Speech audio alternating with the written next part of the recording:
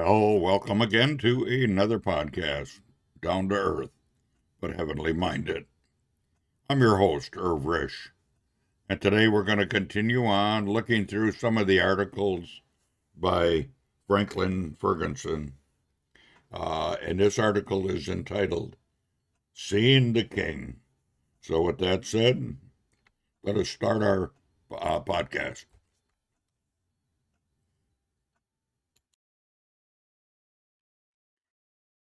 Well, have you ever wondered what it's going to be like when we see the King, King Jesus, that is? Well, let's read this article and then we'll talk a little bit about it, because I wonder all the time about it. I know that my time is getting short here on planet Earth and that I'll be leaving soon, and I know that I'm going to be seeing the King because it says that uh,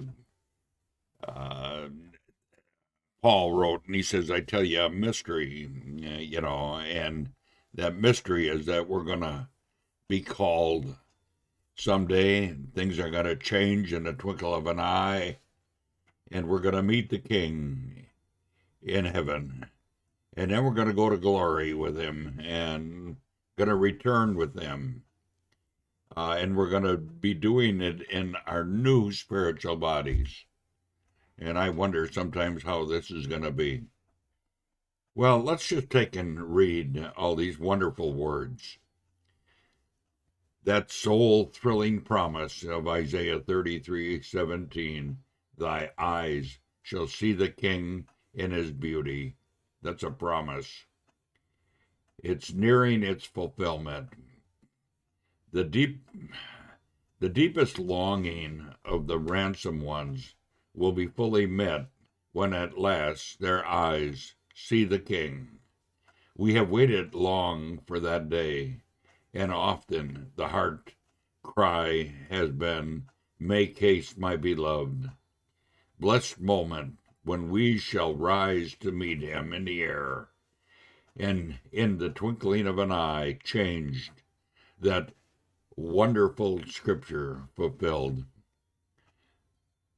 Whom did he foreknow, he also predestined to be conformed to the image of his Son.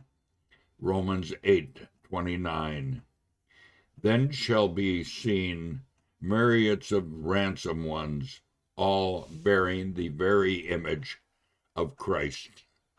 The King shall be seen in his beauty. The man of sorrow and acquainted with grief will be seen no more as such. The sorrow of Calvaries are all over forever, and the vintage one marred more than any man is marred no longer, but resplendent in beauty. He will be altogether lovely when we see him as the chiefest among 10,000s. Songs of Solomon 5, verses 10 and 16.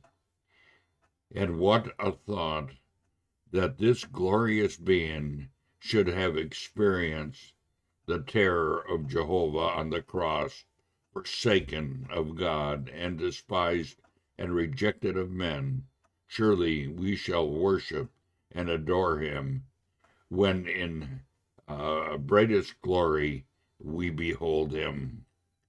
How fully assured then shall we be that Satan is definitely bruised under our feet. Romans 16:20. You know, when I came to this verse, I guess I never realized, I probably read it and never thought about it, but that's exactly what Romans 16:20 says. Together with all the power of darkness, it'll all be done away with. How we shall shout, O death, where is thy sting? O grave, where is thy victory? 1 Corinthians 15:55. Who can conceive the mighty triumph of that hour? It's going to happen, and it's coming soon.